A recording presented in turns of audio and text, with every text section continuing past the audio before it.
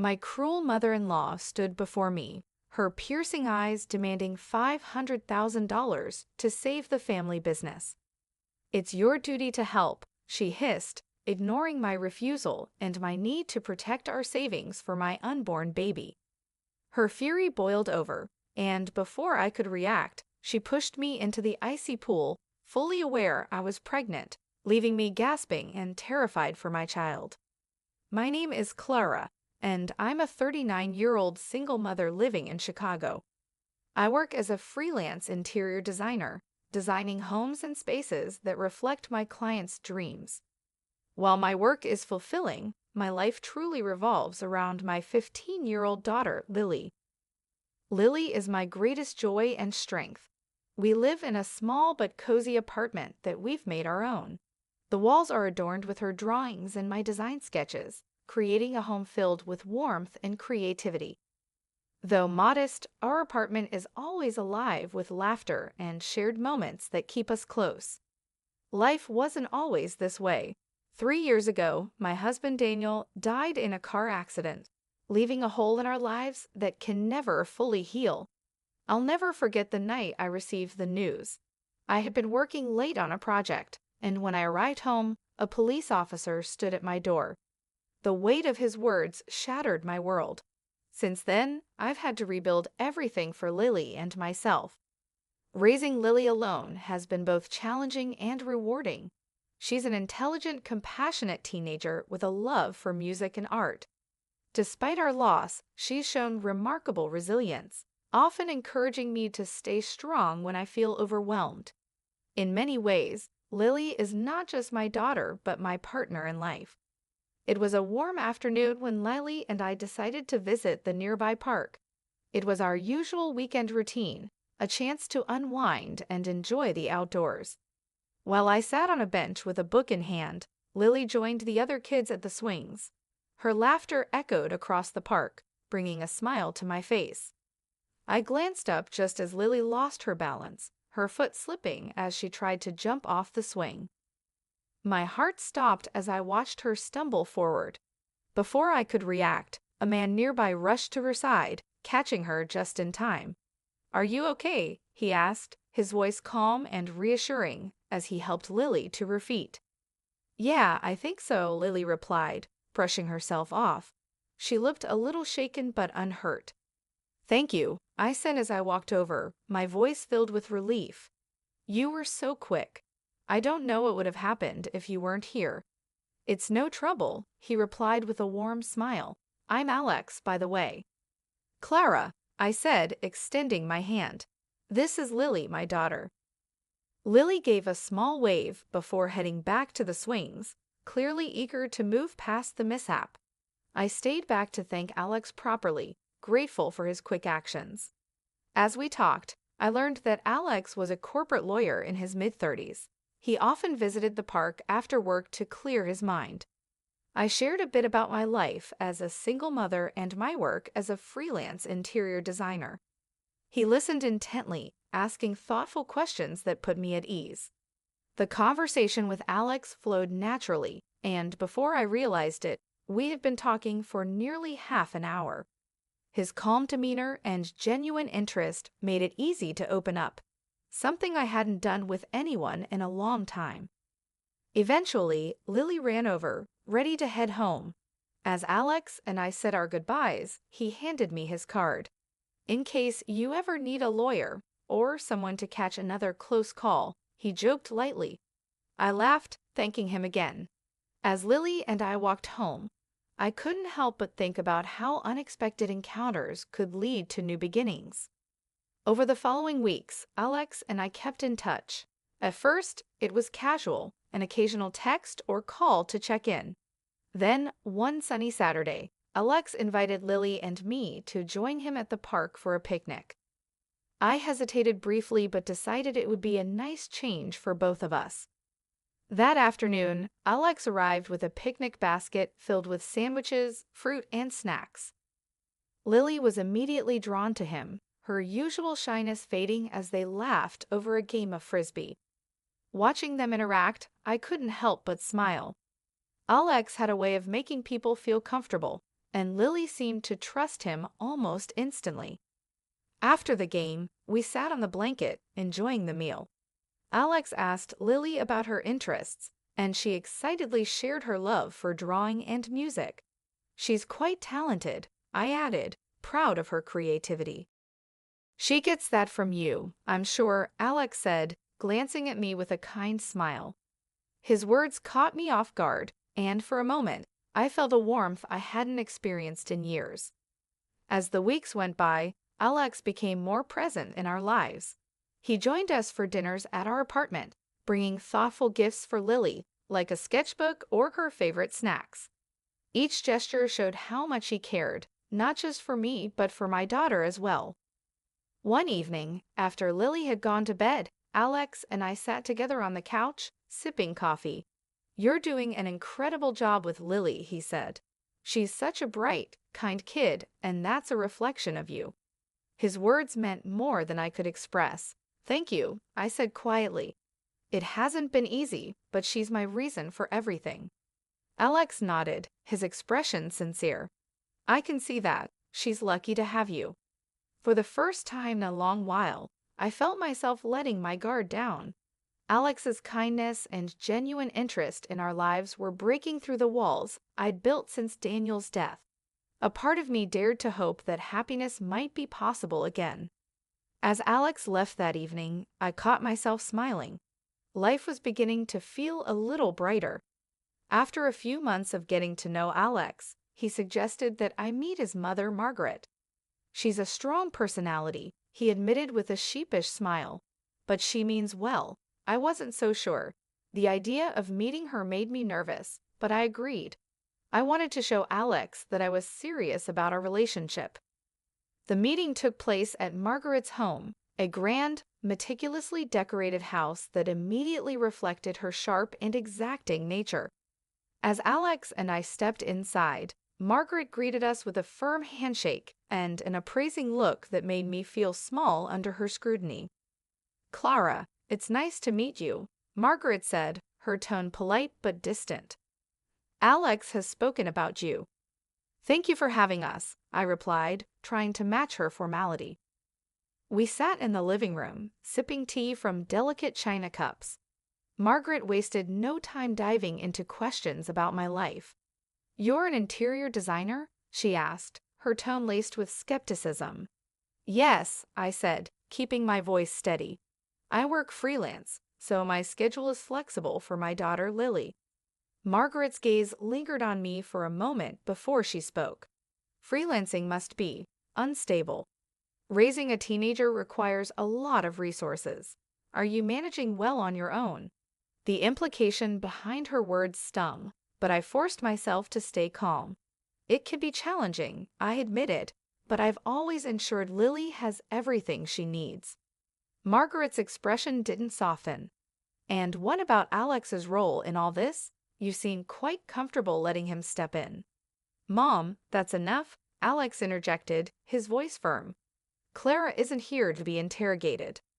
Margaret raised an eyebrow, but said nothing more. The tension in the room was palpable, and I silently wished for the visit to end. Despite Alex's support, I could see Margaret's disapproval clearly etched in her demeanor. When we finally left, Alex apologized. "I'm so sorry about that," he said. "She can be tough, but I won't let her or anyone else dictate how I feel about you." His words were reassuring, but I couldn't shake the discomfort from the encounter. Meeting Margaret had been far from pleasant, and I knew this wouldn't be the last time we clashed.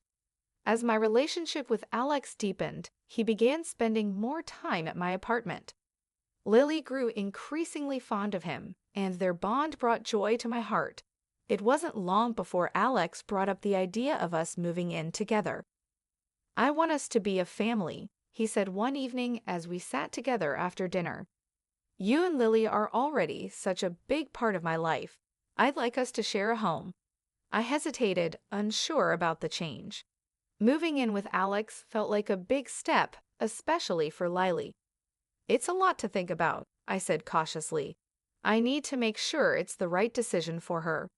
"I understand," Alex said, his tone gentle. "Take your time. I want what's best for both of you. After weeks of consideration, I decided to take the leap. Lily was excited about the move, and Alex made every effort to ensure the transition was smooth. His house became our home, filled with laughter and warmth. I started to believe we could truly build a future together. Life began to settle into a comfortable rhythm. Alex's support, Lily's happiness, and the warmth of our new home brought me a sense of stability I hadn't felt in years. Then, life surprised us again. One morning, I woke up feeling unusually tired and nauseous. The symptoms persisted for days, and I decided to take a pregnancy test. My hands trembled as I stared at the positive result. A whirlwind of emotions consumed me: excitement, fear, and uncertainty. I immediately called Alex. "I need to tell you something," I said nervously when he answered. "What is it?" he asked, concern in his voice. "I'm pregnant," I blurted out, my heart racing as I waited for his reaction. There was a pause before Alex's voice filled with joy. "Clara, that's amazing. We're having a baby." His excitement was infectious, and for a moment, all my fears melted away. Alex suggested we tell Margaret the news, hoping it might soften her disapproval. Though reluctant, I agreed. When we visited her, Alex couldn't contain his happiness. "Mom, Clara and I are having a baby," he announced with a wide smile. Margaret's reaction was far from what we'd hoped. Her face hardened, and her voice dripped with disdain. "Is this supposed to make me change my opinion of her?" "How convenient," she said, glaring at me. "Mom, that's enough," Alex said firmly. "Clara and I are building a family, and your negativity isn't welcome." Despite her cold response, Alex remained steadfast in his support. His love and excitement about the baby gave me the strength to look past Margaret's hostility and focus on the future we were building. Several weeks after sharing the news of my pregnancy, Margaret invited Alex and me to dinner. Although I was hesitant to go, Alex assured me it would be a simple family gathering. "She's trying," he said. "Maybe this is her way of making peace." We arrived at her home, and the evening began with polite conversation over an elaborate meal. Margaret maintained a civil tone, but her sharp glances in my direction revealed her lingering disapproval. I kept my focus on Alex, hoping to get through the evening without conflict. As dessert was served, Margaret's demeanor shifted. She cleared her throat and addressed Alex directly. "There's something I need to discuss," she said, her tone serious. Alex set his fork down, sensing the weight of her words. "What's on your mind?" Margaret leaned forward. "The family business is struggling," she began. "Without an immediate infusion of $500,000, we'll have no choice but to shut it down. This is your father's legacy, Alex. You have a responsibility to save it." Alex's expression tightened, and I could see the conflict in his eyes. "Mom, I understand the importance of the business," he said cautiously, "but Clara and I are preparing for the baby. Our savings are for our future." Margaret's sharp gaze turned to me. "Of course," she said with a cold smile. "It's her fault, isn't it? She's trying to hoard everything for herself and that child." Her words stung, but I refused to let her intimidate me. "This isn't about me," I said firmly. "We need to make decisions that are best for the family, and maybe selling the business is the better option." Margaret's face flushed with anger. "Selling? How dare you suggest such a thing?" she snapped, her voice rising. "You have no right to interfere in matters that don't concern you." "Mom, stop," Alex said, his voice steady but firm. "Clara is part of this family, and she has every right to share her thoughts." The tension at the table was unbearable. After dinner, I excused myself to get some air, hoping to calm my nerves. As I stepped into the cool night, I knew this conflict was far from over. Margaret's anger was only beginning to boil over, and I could feel the storm brewing.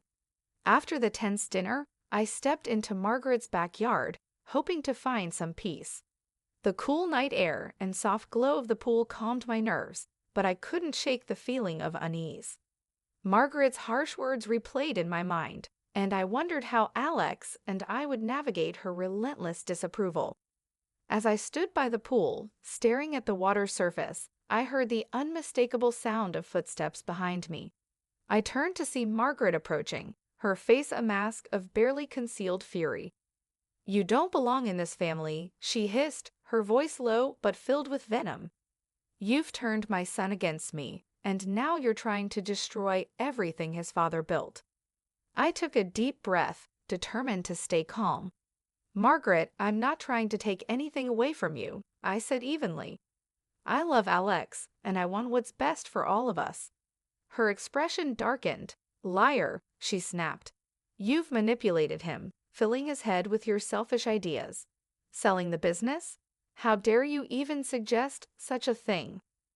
"Margaret, this isn't about me," I replied, my voice steady. "The business is failing, and selling might be the only way to preserve what's left. Alex and I need to focus on our family, on the baby." At the mention of the baby, her fury erupted. "That child is nothing but your ticket into this family," she screamed.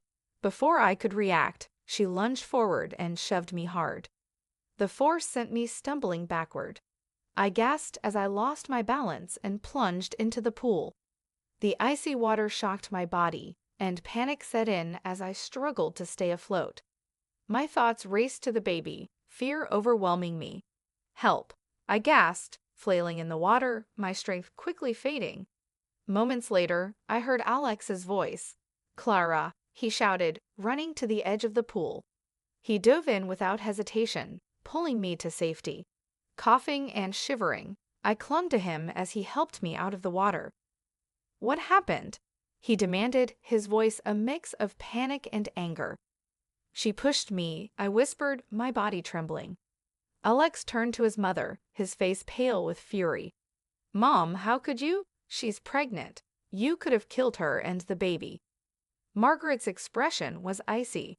"She deserved it," she said coldly. "She's ruined everything." Alex's jaw clenched. "This ends now," he said, his voice filled with resolve. "I'm calling the police." When I opened my eyes, the sterile white walls of a hospital room came into focus. My body ached, and the events of the previous night came rushing back. Panic gripped me as I thought of the baby. "Clara!" Alex's voice broke through my fear. He sat beside me, gripping my hand tightly, his face pale and his eyes red-rimmed.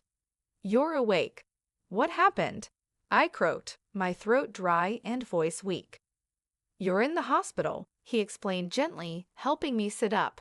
"After Mom pushed you into the pool, you nearly drowned. The doctors had to perform an emergency procedure to save you and the baby." My heart pounded. Is the baby okay?" I whispered, tears welling in my eyes.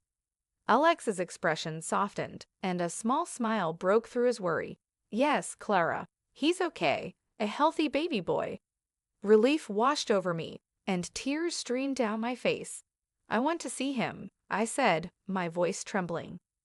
Moments later, a nurse entered, carrying a tiny bundle wrapped in a soft blue blanket. "Here's your little one," she said with a warm smile, gently placing him in my arms. The moment I held him, an overwhelming wave of love and gratitude consumed me.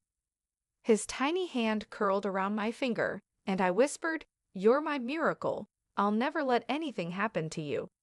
Alex leaned in, his arm around me, gazing at our son. "We'll name him Matthew," he said softly, "after my father." I nodded, the name feeling perfect. "Matthew," I repeated, holding him close. Later that day, Alex told me what had happened after he pulled me from the pool. "I called the police," he said firmly. "Mom has been arrested for assault and endangering your life and Matthew's." Tears welled in my eyes again. "Alex, I never wanted it to come to this," I said, my voice shaky. "I didn't want to tear your family apart." He took my hand, his expression resolute. "You and Matthew are my family now. What she did was unforgivable. She needs to face the consequences." Though I felt conflicted, I knew Alex was right. Margaret had crossed a line, and justice had to be served for the safety of our family. Margaret's arrest made headlines, and the case quickly became a topic of public interest. The trial was scheduled within weeks, and the courtroom was packed with reporters eager to cover the dramatic story of a wealthy matriarch accused of assaulting her son's pregnant fiancée. From the start, Margaret remained unapologetic. She sat in the defendant's chair, her expression cold and defiant. When the prosecutor questioned her actions, she maintained her stance, blaming me for all the family's troubles. "That woman is a manipulator," she declared. "She's destroyed my family and tarnished my husband's legacy." Her words stung, but I held my head high. The evidence against her was overwhelming.